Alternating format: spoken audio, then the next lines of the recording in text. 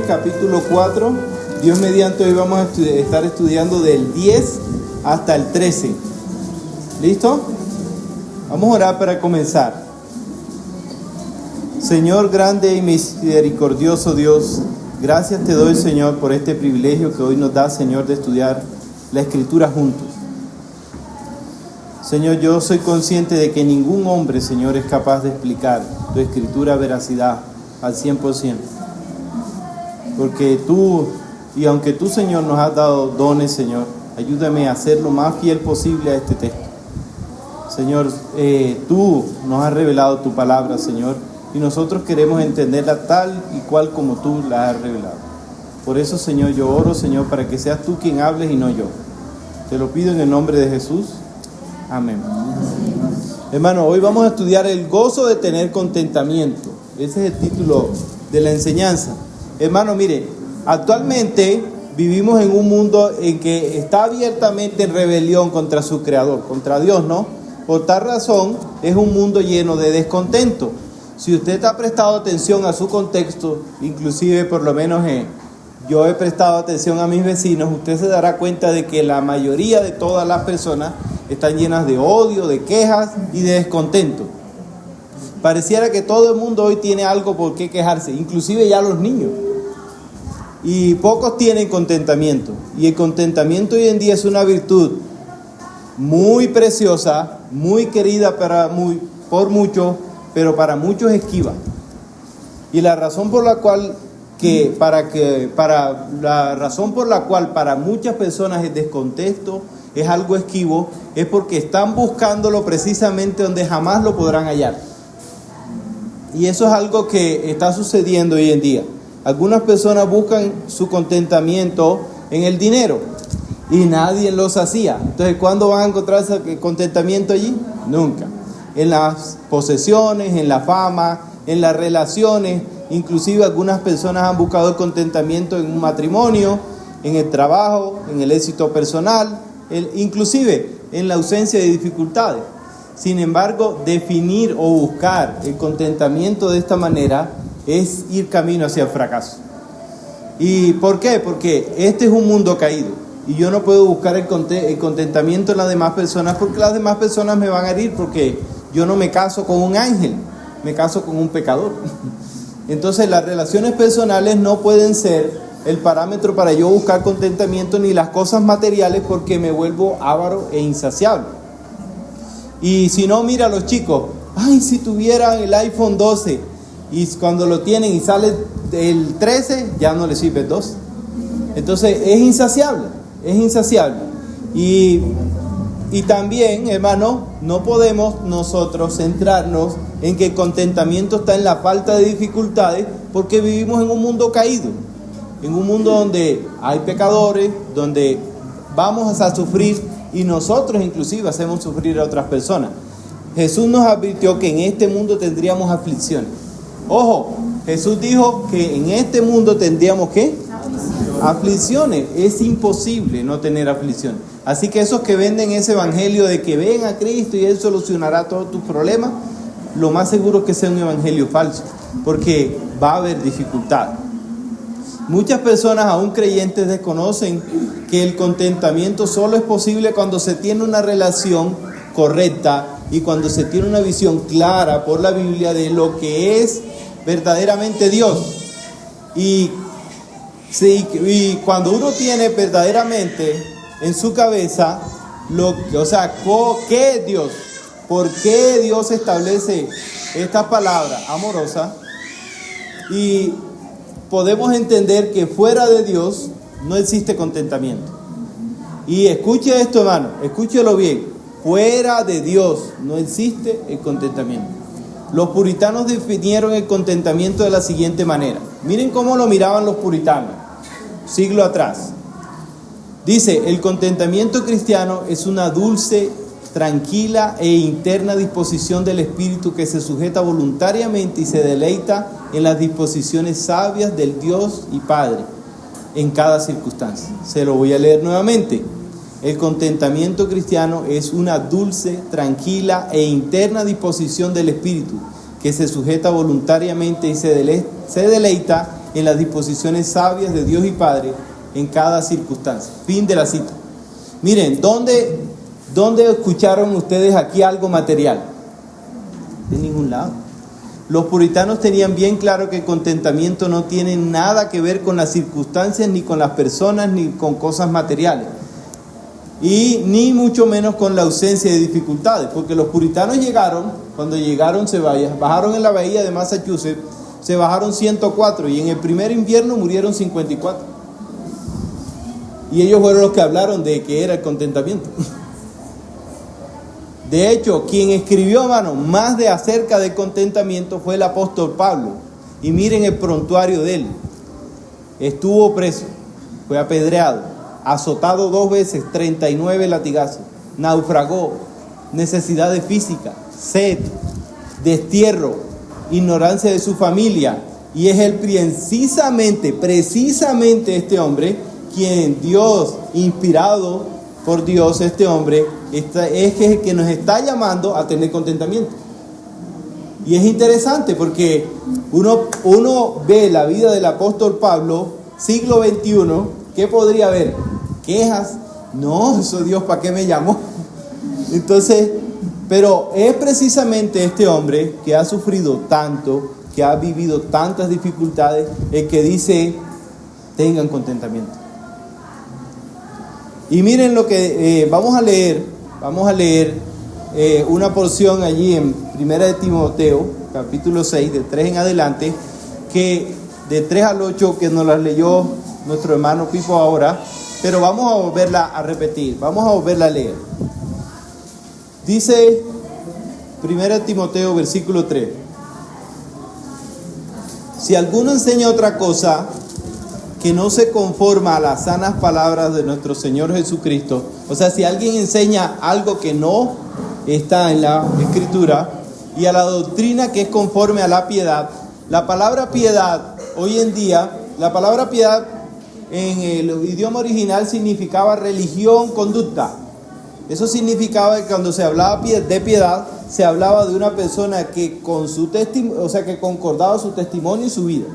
Hoy en día podríamos decir el Evangelio. Está envanecido, nada sabe, y delira acerca de cuestiones y contiendas de palabras, de las cuales nacen envidia, pleito, blasfemia, mala sospecha. Disputas necias de hombres corruptos de entendimiento y privados de la verdad, que toman la piedad como fuente de ganancia. Palabras más, palabras menos. Tienen el Evangelio como negocio. Escuche eso. Tienen el Evangelio como negocio. Hay personas que tienen el Evangelio como negocio, como estos perversos de la teología de la prosperidad. Y miren el consejo: apártate de los tales. Usted no debe escuchar a esos hombres. Usted no debe ni siquiera tener video, porque ellos no tienen nada, porque tienen el Evangelio como ¿qué? Como negocio. Miren el versículo 6. Pero gran ganancia es la piedad acompañada de ¿qué? De contentamiento. El Evangelio acompañado de contentamiento es la ganancia más grande que nosotros podemos obtener. Ahora dice ¿por qué? Da las razones. ¿Por qué? Porque nada hemos traído a este mundo y sin duda, nada podremos sacar. Mire, uno va aquí al cementerio y solo va el muerto. No va el trasteo atrás. Solo va el muerto. Y mire, y si el mero hueco vale millones, bueno, enterrarlo con todo valdría más de lo que lleva. Así que, y el 8 termina diciendo, así que, como conclusión, teniendo sustento y abrigo, estemos contentos. Se lo voy a resumir, hermano, en palabras más, palabras menos.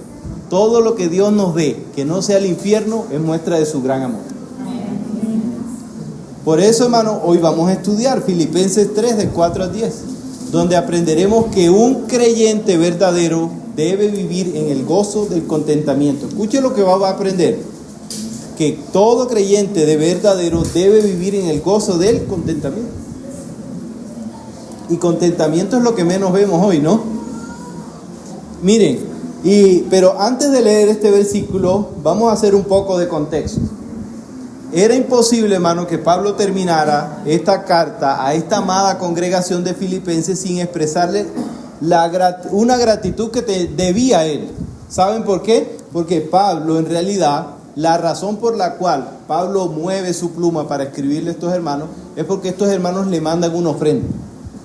Le mandan una ofrenda. Pero en ese momento de la historia, hermano, mandar una ofrenda no era tan fácil. No era, dame tu nequi y te la envío. No.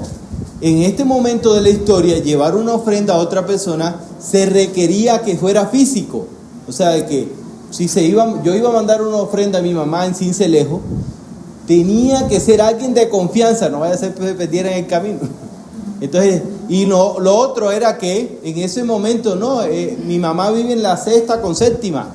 No, la persona llegaba a la ciudad y tenía que ser diligente en buscar. Y Roma era una de las ciudades grandes de ese momento. Entonces, no estamos hablando de que era algo fácil, una misión fácil. Y Filipenses, y lo otro era que eran semanas de camino. Entonces, no estamos hablando de una misión que fácil. Pero la generosidad de los filipenses tenía esta vez algo muy especial. ¿Por qué? Porque ellos ya le habían enviado ofrendas a Pablo. Pero para Pablo, en este momento, esta ofrenda llega y él se alegra mucho porque es un momento angustiante de su vida. Él estaba preso en Roma y estaba confinado en un pequeño apartamento donde debía pagar arriendo, pero no podía trabajar y estaba custodiado 24 horas por un soldado romano. Al no poder trabajar para sostenerse, él se encontraba en una condición de dependencia total de los hermanos de la fe. O sea, no era que Pablo no quisiera trabajar, sino que estaba totalmente dependiente de los hermanos de la fe porque estaba preso. Y tal vez apenas subsistía con ayuda de los hermanos. Pero detrás de esta expresión, hermano, detrás de lo que vamos a leer de los filipenses, está la imagen de un hombre absolutamente contento y gozoso a pesar de las diversas circunstancias. Después de leer el versículo 9 dice: lo que aprendiste y recibiste y oíste y viste en mí, esto haced, y el Dios de paz estará en vosotros. Miren, hermano, este hombre se está poniendo como ejemplo de una persona que vive en gozo a pesar de todas las circunstancias que le están pasando. ¿Quién aquí ha recibido un día 39 azotes? Y no era, porque bueno, si fueran correazos de pronto, pero esto eran látigos. Por eso, hermanos, comencemos nuestro estudio hoy con el versículo 10. Con eso en mente, con que este hombre había sufrido mucho. Dice el versículo 10. Por lo demás, hermano, el versículo 10. En gran manera me gocé en el Señor de que ya al fin habéis revivido vuestro cuidado de mí, de lo cual también estabais solícitos, pero os faltaba la oportunidad. Y miren lo que dice: los filipenses habían seguido con gran interés el ministerio del apóstol Pablo. ¿Y cómo se mostraba ese interés? Que lo apoyaban económicamente. Sin embargo, por alguna razón no conocida, hubo un tiempo donde no le mandaron ninguna ofrenda. Pero Pablo un día recibió una grata visita, y era la visita de Epafrodito, que fue quien le llevó la ofrenda, quien había sido enviado especialmente por la iglesia de Filipos para mostrarle por medio de una ofrenda su amor. Y Pablo se regocijó. Mire, el regocijo de Pablo aquí no es tanto que él recibiera una ofrenda, sino por la demostración de amor que él veía de ellos. Y es así muchas veces, hermano. Nuestros corazones se alegran más por ver el interés genuino de alguien por mí que por el dinero. ¿O no es así? Y miren, esto nos tiene que hacer reflexionar como esposos, que son los que estamos directamente obligados a suplir. No solamente a suplir, sino a suplir con amor. Porque, hermano, ¿cómo se sentiría usted si a usted alguien lo está ayudando económicamente y siempre le dice: ven, ahí tiene, a que coma? ¿Se sentiría bien? No, preferiría hasta no recibirlo. Entonces se debe suplir, pero se debe suplir ¿con qué? Esto es lo que le está diciendo, porque él no está tan feliz, no se siente tan feliz porque sí le alegraba la ofrenda, pero se le alegraba más de que estos hermanos lo estaban haciendo con amor. ¿Saben por qué? porque la situación de estos hermanos tampoco era fácil. Y el verbo griego aquí traducido revivido, no era que se había muerto, no. Está hablando esto es un concepto agrícola de una planta. Hay plantas que se secan en verano y cuando llueve, ¿qué pasa? Revive. Esto es lo que está. Y el cuidado de estos hermanos había revivido, había vuelto a florecer. Pablo sabía que ellos tenían cuidado de él, sabía que ellos oraban por él, pero comprendió que le había faltado la oportunidad para apoyarlo. Y en esta situación de gran dificultad, Pablo sabía que la tardanza de los filipenses no era por la indiferencia ni por olvido, sino por falta de ¿qué? De oportunidad. Por eso lo dice claramente. Nos ha faltado la oportunidad. Es decir, los filipenses habían estado pensando todo el tiempo en el apóstol Pablo. Lo tenían en la mente, pero bueno, ¿y con quién lo mando? Porque no lo podían mandar con cualquiera, porque la ofrenda se podía ¿qué? Perder. Y hermano, así que estas mañas siempre han existido, hermano. Entonces, vio que si mientras ha habido hombre, esto ha sido difícil. No se le había facilitado la manera de hacerlo. Pero hay algo que resaltar aquí, en este versículo. Como lo es la actitud que Pablo refleja aquí. Y Pablo está reflejando aquí su confianza en la providencia soberana de Dios y no en los hermanos. Porque dice, en gran manera me gocé en el Señor. Y miren dónde está la confianza del apóstol Pablo. Está en el Señor y no en en los hermanos, aunque él sabe que Dios está utilizando a los hermanos. Pablo no estaba diciendo, los hermanos me tienen que ayudar, sino Pablo estaba diciendo, Dios tiene cuidado de mí. Y hermano, mire, él estaba seguro de que Dios era su provisión y que en el momento propicio dispondría de cualquier circunstancia, de cualquier persona para que solventara su necesidad. Y vemos claramente aquí el ejemplo, hermano, de un hombre que no pone la mirada en los hombres, sino en Dios. Y muchas veces nos pasó así como esposo, cuando vivimos fuera y yo estaba becado. Muchas veces pensábamos que cierta persona iba a solventar nuestra necesidad y venía de otro lado. Y hermano, en él no había temor, ni intención de manipular a las personas, ni afán de tomar la situación en tus manos. Pablo estaba contento porque estaba seguro que Dios era su provisión. Cuando un creyente no tiene fe que Dios es su provisión, no puede tener gozo ni contentamiento. Una persona en el Señor, una persona que dice ser creyente, pero no confía en Dios, nunca va a tener gozo ni contentamiento, porque va a vivir esperando lo que jamás hará los hombres por él. Yo he escuchado personas decir, ay, es que yo tengo un familiar que tiene dinero, pero ni me mira. Y yo le voy a decir algo, ¿sabe qué? Tal vez no lo va a mirar nunca más. No hay nada más frustrante que esperar que los hombres hagan solo lo que Dios puede hacer. No hay nada más frustrante que eso, hermano. Que yo esperando de los hombres y nada va a suceder.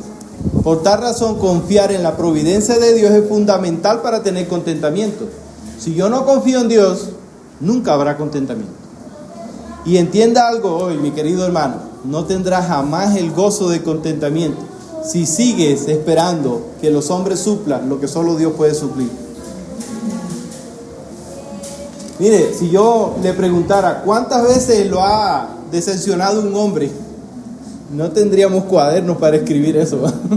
¿Cuántas veces hemos puesto la mirada en los hombres y se han decepcionado? Muchas, ¿no? Entonces, no tiene ningún sentido el tener contentamiento en poner la esperanza en los hombres. Por eso, mire, sigue diciendo el versículo 11. Y este hombre sí que tenía claro esto. ¿Y saben por qué lo tenía claro? Porque en un naufragio, ¿quién podía ayudar a Pablo? Solo Dios. Solo Dios. En un naufragio. En una cárcel, solo ¿quién podía ayudar a Pablo? Dios. Y allí Dios mandó provisión. Y miren lo que sigue diciendo. Versículo 11. No lo digo porque tenga escasez, pues he aprendido a contentarme cualquiera sea mi situación. Y el argumento de Pablo sigue. Él está ampliando más lo que está diciendo. Pero mire, no lo digo porque tenga escasez. Él lo está diciendo, mire, yo les voy a aclarar algo. Pablo quiere asegurarse de que los hermanos no piensen que estaba hablando de su necesidad por medio de una nota de agradecimiento y generar más generosidad en ellos. Pablo no está hablando para que, ay, pobrecito, vamos a mandarle otra ofrenda. No, él no quiere que ellos piensen eso, sino que quiere darle gloria a Dios por el actuar de estos hermanos en este momento. Y miren, que es interesante porque él les está enseñando también que aunque nosotros damos muchas veces, ¿quién se lleva la gloria? ¿Quién? Dios. Por eso dice Efesios 2:10, que Dios es quien pone en nosotros el querer como el hacer por su buena voluntad. Y Dios es quien produce en nosotros eso y nosotros solventamos la necesidad a veces de algunas personas. Pero usted tiene que saber algo, que todo eso lo hizo Dios, no usted. Y es interesante. Pablo no niega que estuviera en escasez, ¿no? Ni necesitado. Pero sí niega que la causa principal de su gozo sea una necesidad que se le ha suplido. No lo digo porque tenga escasez. Y debemos recordar que Pablo había renunciado a una gran fortuna, ¿no? Por causa de Cristo. ¿Recuerden quién había sido Pablo? Lo estudiamos aquí, ¿no? Pablo estudió en el Harvard de ese momento, ¿no? Y para hacer eso era necesario, miren, dinero. Y este era un hombre acaudalado, de una familia acaudalada, pero renuncia a todo eso. Es más, hermano, fue tanta la renuncia de Pablo a estas cosas, que recuerden que él dijo que lo tenía por tierra, por basura. Y sigue diciendo, pues he aprendido a contentarme cualquiera sea mi situación. Pablo no dice que él se contenta en la situación, no está diciendo que no quiere salir de esa situación, sino que ha aprendido a estar contento en medio de las dificultades, cualquiera que sea, porque entendía que Dios estaba permitiendo esa situación. Y miren, a veces nosotros nos estamos quejando y es Dios quien me tiene ahí. Y es interesante porque estamos como peleando y estamos como frustrados, pero es Dios quien nos tiene allí, para que aprendamos a depender de Él. Pablo, con su testimonio, está afirmándonos que independientemente de cualquier circunstancia, por encima de cualquier situación, un cristiano debe estar gozoso y debe estar precisamente, no tanto gozoso, sino contento con la situación. Y es interesante porque esto suena difícil, ¿no? Pablo nunca pidió ofrendas a su ministerio, hermano, porque eso es algo que también hay que resaltar. Él no está pidiendo. Y jamás vemos al apóstol pidiendo para su ministerio. Y esto es una gran enseñanza para nosotros, y más en estos días. ¿Por qué? Porque estos mal llamados apóstoles hoy de la prosperidad, que son pedigüeños y mercenarios del evangelio, que en realidad son enemigos de la cruz de Cristo. Recuerde que ya lo ha dicho Pablo anteriormente, vividores y blasfemos. Y no podemos nosotros ignorar esto, porque muchos canales por ahí de televisión cristianos, si se puede llamar cristianos, pasan todo el día pidiendo dinero. Y Pablo no pedía para su ministerio. El principio de las ofrendas, hermanos, siempre ha sido el mismo. ¿Cuál es el principio? Cada cual como propuso en su corazón. Por tal razón, Pablo recibió ofrenda cuando Dios movía el corazón de alguien y llegaba a la ofrenda, sin ningún tipo en absoluto de manipulación. Miren, aquí, hermano, en nuestra iglesia, nosotros no tenemos que poner un payaso aquí para que pida y ustedes den más. No, el principio bíblico es que usted en su casa ahora propone y ahí, y mire, nunca hemos hablado de que ahí hay una cesta, solo hasta hoy, porque es necesario el tema. Pero ahí está. Muchas personas llegan a la iglesia y me dicen, ¿cómo puedo yo ofrendar, pastor? Yo le digo allí. Pero le hago también una pregunta. ¿Usted sabe por qué ofrenda? ¿Usted sabe bíblicamente por qué lo hace? Yo le he dicho a personas aquí que se enciman de hacerlo si no lo entienden. Y aquí hay testigos de eso. Si no sabe por qué lo hace, le pido un favor que se restrinja. ¿Por qué? Porque ofrendar solo es para creyentes. Solo es para creyentes. ¿Por qué? Porque si no se toma como especie de un fetiche, como hecho y para que me vaya bien. No, eso no es lo que enseña la Biblia. Y tampoco la Biblia enseña que he hecho 1000 y Dios me va a dar 10,000. Eso es mentira. Eso es descontextualizar algo. Entonces no es así. Y es más, hermano, este hombre tenía un testimonio tan elevado que cuando la escasez de los recursos eran escasos, lo que hacía era que trabajaba en su oficio de constructor de telas o tejedor de campaña y solventaba así su necesidad. Entonces no hay necesidad de muchas cosas que se practican en estos canales de televisión o por estos mal llamados apóstoles. Y la razón por la cual en la iglesia hay una economía y se recogen ofrendas es porque hay necesidades. Pagar este local, arriendo, luz, darle una ofrenda a los que sirven. Y por eso la iglesia a sus miembros da un reporte financiero abiertamente de cómo se gastan las cosas. No hay nada que ocultar como iglesia. Entonces cuando ya la persona se vuelve miembro, lo que hacemos muchas veces como varones, se reúnen, yo les he dado reporte, hermano, vamos así de esta manera. Esto se está gastando en esto, en lo otro y eso. Entonces, y otra cosa que se tiene que entender, hermano, de lo que nos está enseñando Pablo, que la vida de servicio a Dios no es fácil. Como todo servicio tiene sus contratiempos, privaciones, golpes. Es difícil, hermano, servirle al Señor. Y yo se los puedo decir porque muchas veces se tiene que restringir de muchas cosas el siervo de Dios. El siervo de Dios no es como enseñan lo de la prosperidad, que tiene que tener carro, casa y beca. No, tiene que ser sufrido. El pastor no está llamado a vivir por encima de ustedes, hermano. Eso es mentira. Yo debo vivir, como dice la Biblia, teniendo sustento y abrigo. Pare de contar. Todo lo que sea de ahí para arriba o se predique de ahí en adelante no concuerda con la Escritura. Jesucristo dijo, las zorras tienen guarida, pero yo no tengo ni donde recostar la cabeza, y era el Hijo de Dios. Entonces, ese cuento de que tiene que vestir así y así y así, que es falso. Pablo no estaba en una situación fácil, hermano. Por eso él puede hablar con toda autoridad para que nosotros, hermanos, verdaderamente veamos el testimonio de él y podamos decir, wow, increíble que podamos nosotros, una persona de esta pueda tener gozo en el medio de contentamiento.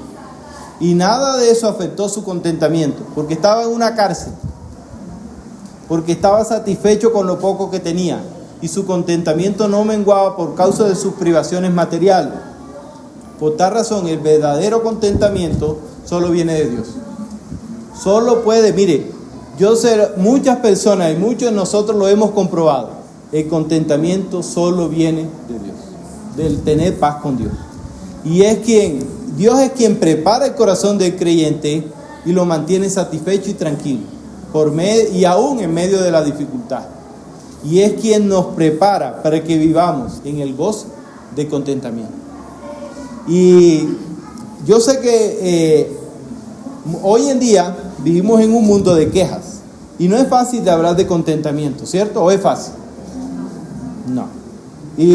Pero el cristiano está llamado a vivir en contentamiento. Yo he visto muchas familias. Una vez mis hijos se sorprendían al visitar a alguien. Y me decía, papi, yo quiero, esa casa me encanta. Y no era una casa, hermano, de lujos. Era una casa de unos hermanos aquí, muy humilde, pero limpiecita y bien organizada.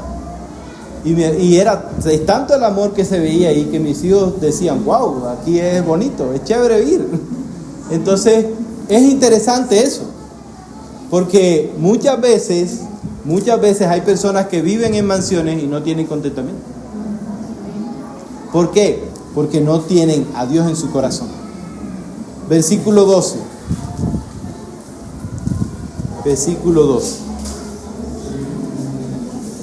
¿Quién lo puede leer? Se vive humildemente y se tener abundancia en todo y por todo estoy enseñado. Así para estar saciado como para tener hambre, así para tener abundancia como para padecer necesidad. Amén. Amén. Y este versículo, hermano, nos va a ampliar un poco más lo que Pablo ha dicho anteriormente. Esa palabra sé viene del verbo saber, ¿no? Yo sé, es una acción. que significa el innato conocimiento divinamente impartido por el Espíritu Santo. ¿Qué significa eso? Que Pablo no había llegado al gozo del Señor. Pablo no había llegado al contentamiento porque él comenzó a razonar. No, sino que fue algo que se lo dio ¿quién? Dios. Pablo no está llegando al contentamiento porque él era un hombre intelectualmente, no. Él está llegando al contentamiento es porque Dios es quien lo concede. Por eso aquí la palabra se tiene que en griego es hoipa y no tiene que ver nada con el razonamiento, sino simplemente como con la intuición, con la seguridad que me da algo espiritual. Eso significa que el Espíritu Santo es el único que puede dar contentamiento al ser humano. Y miren lo que dice: sé vivir humildemente y sé tener abundancia. Y es interesante este contraste. ¿Sabe por qué?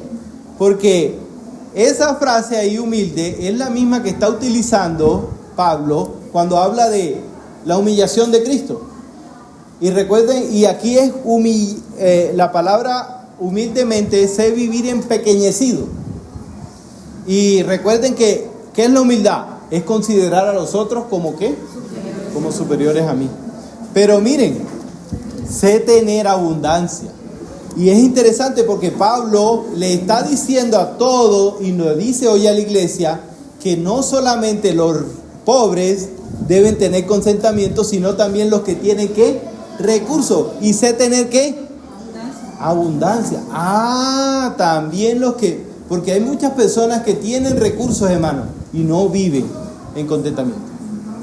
Así que tanto lo uno como lo otro estamos llamados ¿a qué? A tener ¿qué? Contentamiento. Y es interesante porque muchas veces los que no tienen recursos piensan que los que tienen recursos viven todo el tiempo contentos. Y no es así. Y miren, tanto lo uno como lo ¿qué? Como lo otro. ¿Y no han visto ustedes ricos que no tienen contentamiento porque no se sacían? Y es interesante. Y miren, hermano, yo personalmente pienso que para que un creyente viva sabiamente en humildad, en medio de la abundancia, se necesita una sabiduría cristiana muy especial. Un hombre verdaderamente temeroso de Dios, y los hay.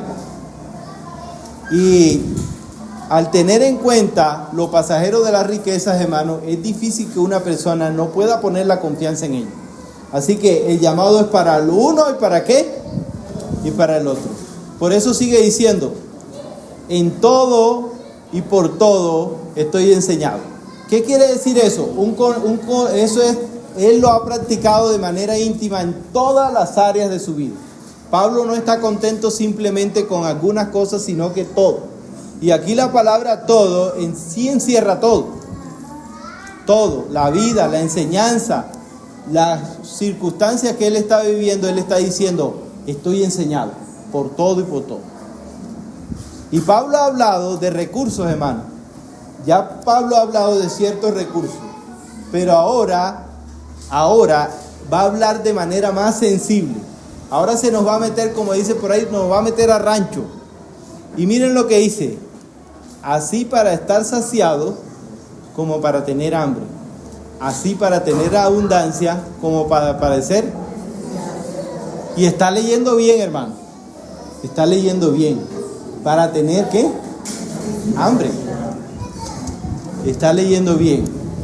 El cristiano debe estar preparado para comer y debe estar preparado para no comer por una necesidad.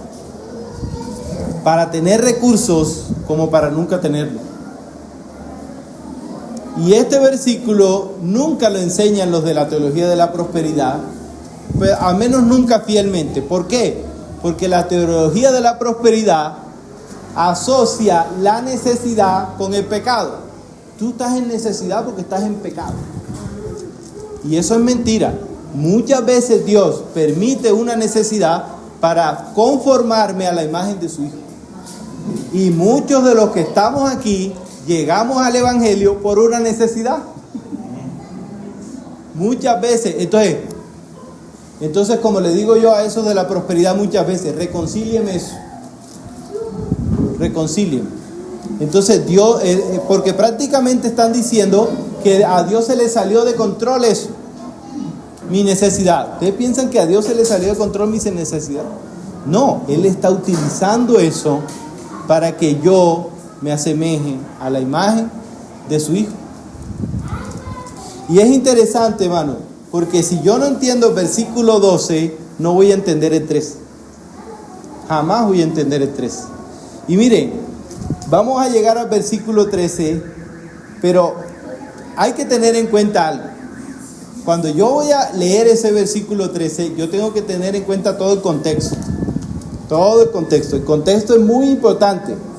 Una vez, el amigo de un amigo me contó de algo que pasó con su jefe. Todos los días su jefe se quejaba de un amigo de él. Mira que siempre llega tarde, que no hace las cosas bien. Mire que, y él estaba cansado. Y le dijo, pues si no le sirve, échelo. ¿Y qué le dijo el jefe? Mire, tú no sabes que, mire, el compañero que tienes me dijo que te echara. ¿Por qué? Entonces él solo dijo eso, pero no dijo qué. Todo el contexto. Así que el contexto es muy ¿qué? Importante. Todo lo puedo en Cristo que me fortalece. Qué fácil es decirlo. Qué fácil es decirlo. Ahora vamos a mirar todo el contexto. Porque cuando este hombre dice esto es algo para no tomarlo a la ligera. Por lo menos yo no lo tomo a la ligera. Llegamos al versículo más famoso de la era cristiana del siglo XXI. El versículo más recitado y memorizado hoy. Pero tengo que decirle algo, hermano. Este es el versículo más descontextualizado hasta hoy en la historia de la iglesia. Hasta los no creyentes lo utilizan, pero no legítimamente. Para poder entender este versículo, hermano, hay que tener en cuenta toda la estructura del texto. Y con el contexto de este versículo que estamos estudiando, es un hombre que Dios ha llamado por su gracia, Pablo, y lo ha llamado para padecer. ¿Recuerdan cuando Dios llamó a Pablo? Yo le enseñaré cuánto le es necesario padecer para su nombre. Y ¿ustedes piensan que es diferente con usted y con mí? ¿O Dios cambia? No. Miren, este hombre, hermano, lo apedrearon, naufragó al borde de la muerte, hambre, angustia, falta de ropa, sed, insaciable en su azote. Y este es el hombre que puede decir: todo lo puedo en Cristo que me fortalece. Y es claro, hermano, que solamente por una relación con el Señor, después de haber pasado todo lo que ha pasado este hombre, solo por una relación con Jesucristo es que este hombre puede decir lo que está diciendo. Así que, hermano, esto no es un versículo para tomarlo a la ligera. ¿Saben por qué? Porque muchos montan un negocio y dicen: no, me va a ir bien porque todo lo puedo en Cristo que me fortalece. Voy a bajar de peso porque todo lo puedo en Cristo que me fortalece, y todo el tiempo están gordos. No, hermano. Esto no es un versículo para tomarlo, porque mire, este versículo es la realidad de una nota de alabanza. Escuche eso. Este versículo es la realidad de un hombre sufrido que se desborda en alabanza por la gracia que Dios le ha permitido de vivir aflicciones y que Dios estuviera con él en esa aflicción. Ahora sí entiende por qué le debo decir que no lo tome a la ligera. Porque es fácil decir: no, vamos para 9, y ahí todo lo puedo en Cristo que me fortalece cuando está acá. Pero ¿será que yo puedo decir en verdad eso en esos momentos? ¿Será que todo lo puedo en Cristo que me fortalece es una nota para yo hacer lo que quiero? No, hermano. Y miren, hermano, todo lo puedo que en Cristo que me fortalece es una nota de alabanza, como les digo, porque muchas veces, hermano, necesitamos de ese poder sobrenatural de Dios para solventar ciertas dificultades que llevamos. La pérdida de un ser querido, eso es algo duro. Una enfermedad de un hijo, mía propia. Necesitamos ¿qué? El poder de Dios.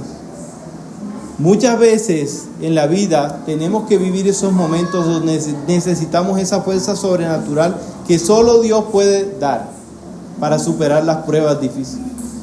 Hermano, después de saber y entender esto, hermano, ¿será que usted puede decir todo lo puedo en Cristo que me fortalece? Porque la idea de este versículo es que estés seguro que Dios te va a fortalecer en medio de la prueba, no que prosperarás en todo lo que haces. Escuche bien eso. Dios te va a fortalecer en medio de cualquier prueba. ¿Sabe por qué? Porque en ninguna parte de la Biblia dice que no vas a tener prueba. En ninguna. Así que esos que venden ese evangelio de que rosas y que se les ha olvidado que las rosas tienen espinas. Eso no es un evangelio correcto. La idea de este versículo es que como creyente pueda tener el gozo del contentamiento, porque todo lo puedo en Cristo que me fortalece. Ahora, la pregunta es, ¿yo puedo decir todo lo puedo en Cristo que me fortalece? Sí, pero lo tengo que decir en el contexto correcto. ¿En el contexto de qué? De la prueba, de la dificultad. ¿Por qué lo puedo decir? Porque tengo a Dios en mi corazón y porque sé que Dios me va a ayudar. Y puede que la ayuda del Señor venga hasta con la muerte, porque aún la muerte es misericordia. Cuando mi abuela murió, nosotros, después de todo lo que sufrió, yo creo que todos en la familia estábamos tranquilos, porque dijimos, fue larga la carrera. Mi abuela descansó. Pero, ¿por qué dijimos que descansó? Porque verdaderamente ella había pasado dificultades, pero en medio de esas dificultades ella había mostrado su evangelio. Y podíamos estar seguros de decir que ella había descansado. ¿Tienes tú el gozo del contentamiento, mi querido hermano? ¿O posees el ministerio de la queja y contagias a otros? Sí, hay personas, hermanos, que tienen... Miren el ejemplo de Jesús. Jesús, el Dios hombre, soberano, 100% Dios, 100% hombre. ¿Cuándo ustedes ven un versículo donde Jesús se queja? No puede. Y cuando, miren, este hombre, después de todo lo que está viviendo, Pablo, lea todas sus cartas. ¿Cuándo puede escuchar usted en las palabras de este hombre o leerla que pueda haber donde este hombre no tenga contentamiento? ¿Y la vida es difícil? Sí. ¿Compleja? Sí. Pero todo lo puedo en Cristo que me fortalece, porque Dios es quien me fortalece en medio de esa dificultad. ¿Qué hemos aprendido hoy? Hemos aprendido que un creyente verdadero debe vivir en el gozo del contentamiento. Pero jamás va a haber gozo de contentamiento si yo no estoy a paz con Dios, si yo no me he arrepentido de mis pecados, si yo no he puesto a Jesucristo como fiel piedra donde yo edifique. Y si no es así, jamás vas a tener contentamiento. Y si como cristiano no estoy teniendo contentamiento, el llamado es al arrepentimiento. El llamado es a decir, todo lo puedo en Cristo que me fortalece. Gracias, Señor, por mi dificultad, y gracias porque te tengo a ti que me fortaleces para poderla llevar. Entonces, que Dios nos ayude, hermano, que Dios nos ayude, porque no es que esto no es fácil. Pero ¿será que yo quiero escucharlo, hermano? No lo quiero escuchar subiendo la montaña y diciéndole que todo lo puedo en Cristo que me fortalece, ¿no? No, sino que eso se debe escuchar. Debe ser una nota de alabanza en medio de las dificultades. Y yo sé que muchos de ustedes han pasado, y yo, dificultades complejas. Pero en medio de esas dificultades, un cristiano verdadero puede decir, todo lo puedo en Cristo que me fortalece. Porque aquí está usted, es porque Dios lo ha fortalecido. Si usted ha avanzado en su fe después de tantas pruebas, es porque Dios lo ha fortalecido. Y Dios no cambia. El mismo Dios de Pablo es el mismo Dios de nosotros. Señor, yo te doy gracias, porque verdaderamente tú al creyente lo fortaleces y por eso todo lo podemos. Y no habrá prueba, Señor, que no podamos soportar, porque tú eres, Señor, nuestro Dios. Ayúdanos, Señor, a tener verdaderamente, Señor, un conocimiento pleno de tu Escritura, un conocimiento pleno de ti, para que podamos saber de que en este mundo tendremos aflicción, pero a pesar de eso, Señor, todo lo podremos, porque tú nos fortalecerás en medio de estas dificultades. Señor, todo lo que viene, Señor, y ha venido de dificultades a nuestras vidas, ha venido porque tú lo has permitido. Y nada se escapa, aún ni siquiera, Señor, nuestros errores y pecados. Pero ayúdanos, Señor, a saber y a entender y a tener la seguridad que todo lo podemos, porque Cristo nos fortalece. En el nombre de Jesús.